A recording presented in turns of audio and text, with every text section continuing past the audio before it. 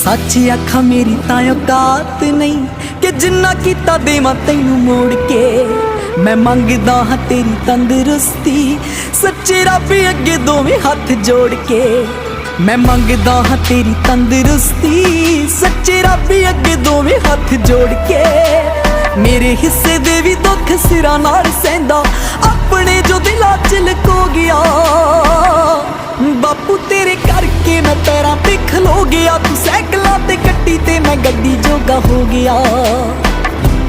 बापू तेरे करके मैं पैरां ते खलो गया। तू सैकलां ते कट्टी ते मैं गड्डी जोगा हो गया।